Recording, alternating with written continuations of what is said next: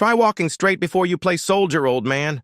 That's what one of them said when the elderly veteran's prosthetic gave way on the inspection ramp. The others chuckled. One kicked his fallen cap. No one offered a hand. He didn't respond.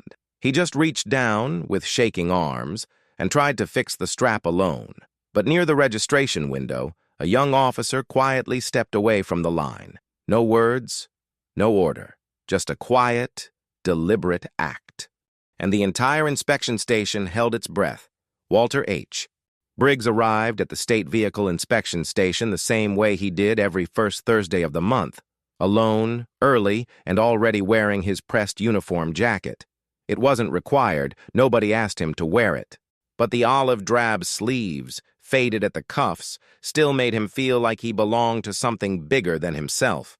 His pickup truck rattled as he parked in the designated spot, the one marked Veterans. It wasn't reserved by name, but the clerk at the front desk always said it felt wrong when anyone else parked there. A silent rule had settled over time, and no one had broken it in years. Walter, 81, moved with the kind of slowness that wasn't just age. It was memory. Every step had the weight of decades, and every pause held more meaning than most people's full conversations. He didn't talk much, but people noticed when he walked in. Not because he asked for it, but because he carried something invisible that made others quiet down. His prosthetic left leg, steel and carbon fiber, squeaked faintly with each step. It was an old model, not one of those fancy new smart limbs. He could afford better, maybe, but he didn't care. This one had served him since '89. It had been with him longer than most of the men who now inspected trucks in that station. As he made his way toward the check-in line, he stopped once, like he always did, to adjust the brass pin on his collar, the one that had survived both Iraq and a fire that nearly took his home in '97. The same pin his wife had polished the day he retired from the Army 23 years ago. Now widowed, now quieter than ever, Walter still held on to the little rituals. He greeted the same receptionist, nodded toward the same vending machine, and filled out the same paperwork without ever needing to be told. No one knew much about his past. Some said he'd been a tank mechanic. Others swore he was part of logistics. Only a few knew he'd pulled 3 wounded soldiers from a burning transport in Mosul, dragging them barefoot through sand and shrapnel. But even they didn't know the full story, because Walter never told it. He never interrupted, never corrected, never bragged. That morning, the station was busier than usual. A group of young contractor apprentices, loud, fast-moving, smelling like axle grease and energy drinks, clustered by the entrance. New to the area. Outsiders, probably working for a commercial fleet. One of them looked at Walter as he passed. "Hey, respect," he said, mockingly tapping his own chest. "Old man still doing monthly checkups, huh?" The others snickered. Walter didn't respond, not with words. Instead, he pressed the inspection forms closer to his chest and kept moving, his steps slow but unwavering, his gaze fixed forward. He approached the long metal ramp where the inspectors guided vehicles through the emissions test.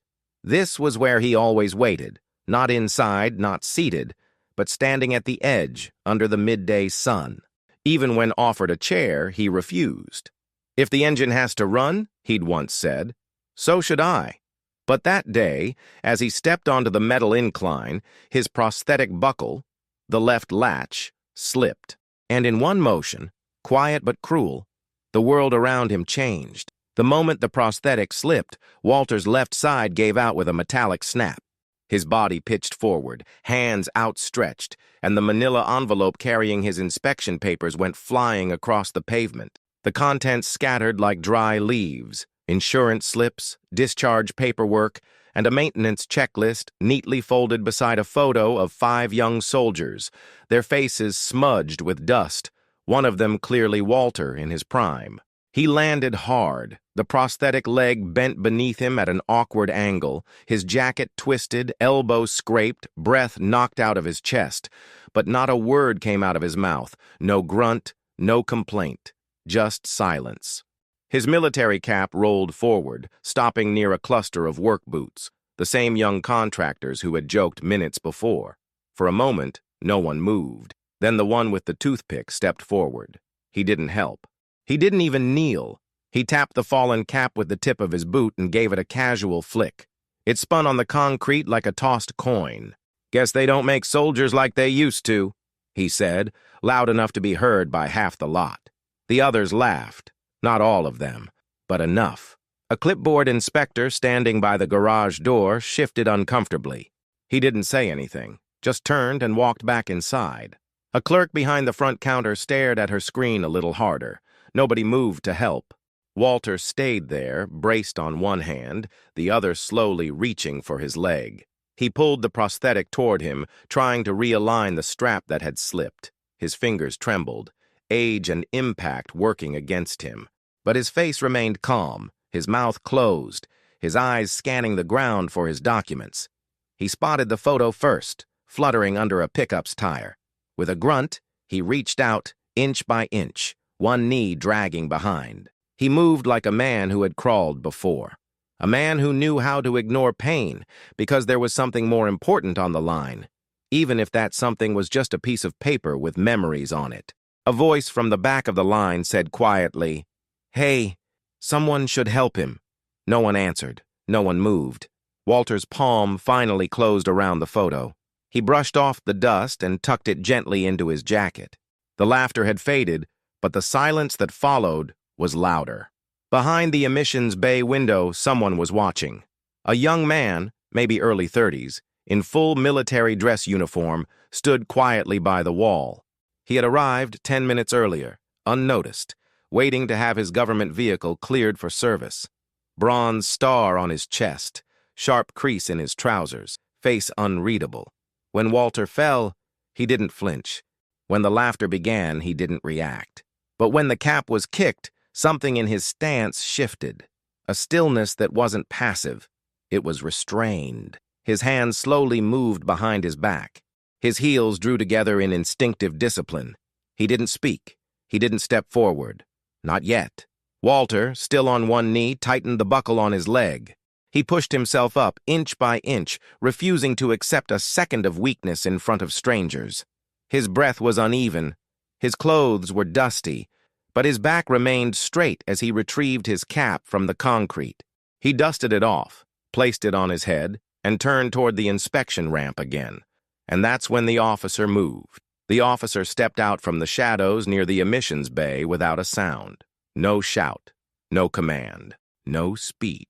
He moved with the kind of deliberate control that only comes from years of learned restraint. His boots struck the pavement with purpose, not force. Each step measured, exact. Walter didn't see him at first.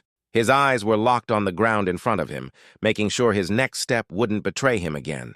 But others saw. The contractor's laughter died mid-breath.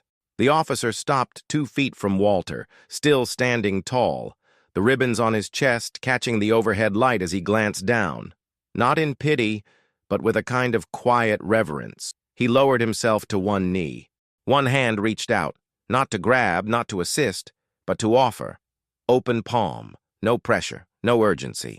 Walter paused. For a heartbeat, both men stayed there, eye to eye. An elder warrior dusted in grit and pain, and a younger one, polished and still carrying the fire. Then Walter gave a slight nod, barely visible, and accepted the hand. Together they rose, slowly, without words. The officer didn't let go until Walter had fully straightened. He adjusted the veteran's jacket where it had twisted in the fall, brushing away a line of dust from the collar with the same care one might show a flag before folding it. He then bent again, picked up the remaining documents, one by one in silence, and handed them back. When he reached the last paper, a faded form clipped to an old maintenance report, he hesitated. He turned it over, revealing a faint signature, W.H. Briggs, SFC, Motor Pool, Fort Carson. The officer looked up. Recognition, not from rumor, not from briefing, but from memory. Still, he said nothing. Instead, he turned toward the inspection staff. The young man behind the computer, the clerk at the front, even the garage techs inside the bay. They were all watching now, silent, still. And then he did something unexpected. He stood at attention, right there, next to Walter, shoulders squared, heels aligned, eyes forward. A statue of respect. He didn't salute, not yet. But the message was clear.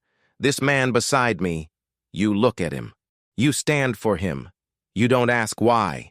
From behind the counter, one of the staff members slowly rose from his stool. He didn't know protocol. He didn't even know Walter's full name. But something in the air shifted. Reverence passed between strangers. The contractors, still near the entrance, fell completely silent. One of them mumbled, "Is he somebody?" Nobody answered. The officer broke attention only to speak 2 words, softly but firmly. "Sergeant Briggs." Walter blinked, not in surprise but in acknowledgement. The man knew him. He didn't ask how. He didn't need to. Walter placed a hand on his chest and nodded once. That was enough. A few steps away, an older inspector cleared his throat. "Vehicles ready, Sergeant. Whenever you are." Walter took a breath and adjusted his stance. Then he moved, slowly, yes, but taller somehow, straighter. Not because his prosthetic worked better, but because dignity had company now. And as he walked toward his truck, the officer stayed at his side. No camera, no crowd, just one man who remembered, and another who refused to let that go unseen. Walter reached the side of his truck, his hand resting lightly on the door handle. He paused, not from fatigue but from something else, an awareness that the air around him had shifted. The officer stood beside him still, back straight, hands behind his back. And then, for the first time, he spoke. "Permission to speak freely, Sergeant?" Walter turned slightly. "You've earned that already, Captain." The officer smiled faintly. "You don't remember me, do you?" Walter studied the face, clean-shaven, sharp, eyes steady but younger than the uniform made him look. "No, son," he said quietly, "but I know your type. You carry yourself right." The captain reached into the inside pocket of his uniform jacket and pulled out something small, a laminated photo, worn at the edges, a newspaper clipping from years ago. It showed a young cadet, no older than 17, kneeling beside a burnt Humvee on a training range. Behind him, a man in uniform, soot-stained and gripping a fire extinguisher, hauled open a jammed vehicle door. The caption below read, "Mechanic intervenes during live fire drill accident. No fatalities." "That was my first week at Fort Carson," the officer said. "They said you weren't even supposed to be there that day." "But you were picking up spare parts, heard the alarm, and ran in anyway." Walter squinted at the photo. Recognition flickered behind his eyes. "I remember the drill. Didn't think anyone got hurt. I broke my wrist. You wrapped it in your own scarf before the medics arrived. Told me, real soldiers don't panic, they solve." That stuck with me. Walter was silent. "You never asked for thanks," the officer continued. "Never told your name. But I found out, and I've remembered it ever since." Around them, the inspection station had gone still again. The story was spoken softly, but it traveled, the kind of truth that didn't need volume to carry weight. The clerk who'd stared at her screen stepped closer. The contractors didn't laugh now. They listened. The captain nodded toward Walter's truck. "I wouldn't be in this uniform without you. Wouldn't have made it through selection. Wouldn't have re-enlisted after my first deployment." Walter looked away. "Wasn't me. You walked your path. Maybe," the officer said, "but you lit the first few feet of it." He reached into his other pocket and pulled out something else, a piece of scorched metal shaped like a V. It had once been part of a rifle bracket, bent beyond use. "You pulled this out of the dash after the fire. Gave it to the quartermaster and said it'd make a good reminder. He passed it down. I've kept it in my barracks since Kandahar." Walter touched the piece with 2 fingers. "Didn't think anyone noticed." "They did, Sergeant. We just didn't say it loud enough." A long silence settled between them.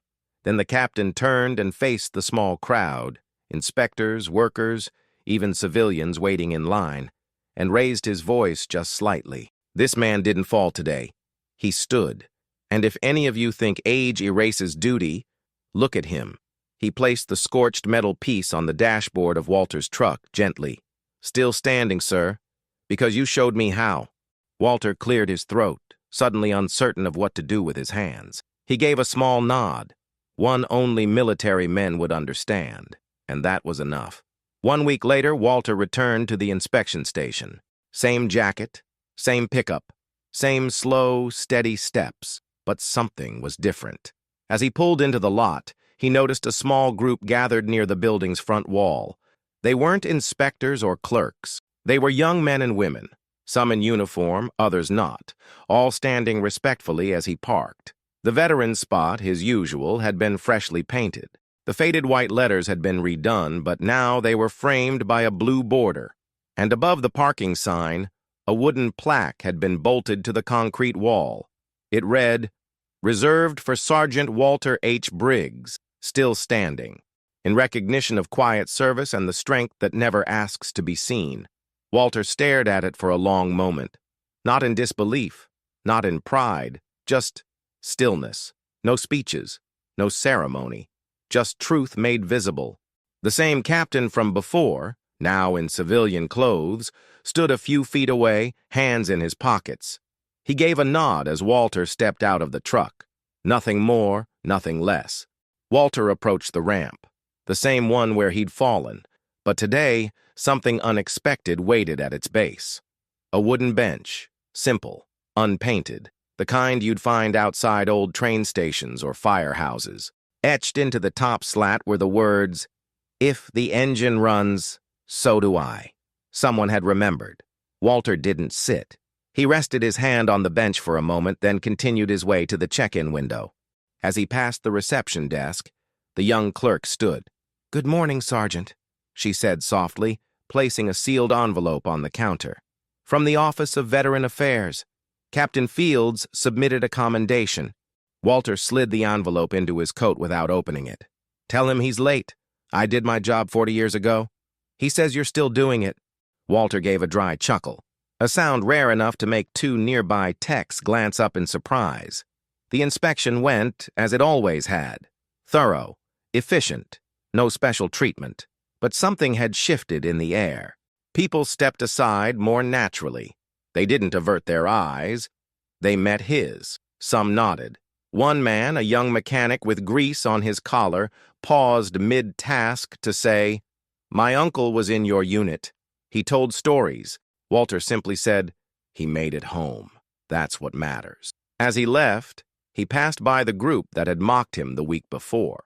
The one who had kicked his cap now stood with a straight back, hands behind him. He looked younger than Walter remembered, or maybe just less sure. "Sir," he said, stepping forward. Walter stopped. "I know we spoke last time, but I've been thinking about what you said, about walking beside someone instead of behind them." Walter didn't answer immediately. Then he gestured toward the bench. "Sit next time, listen longer." The young man nodded. "Yes, sir." As Walter turned to leave, the captain walked beside him. "No escort this time?" Walter shook his head. "Don't need one. The road's smoother now." They reached his truck. Before climbing in, Walter glanced once more at the plaque. Then he turned to the captain. "Next Thursday? I'll be here." Walter got in, adjusted the mirror, and started the engine. It rumbled to life, steady and low, like a heart that refused to quit. And as he pulled away, the morning light caught the plaque one last time. Not flashy, not grand, just there, permanent. Because sometimes a man doesn't need a statue, just a space that says, "We saw you, we remember, and we still stand."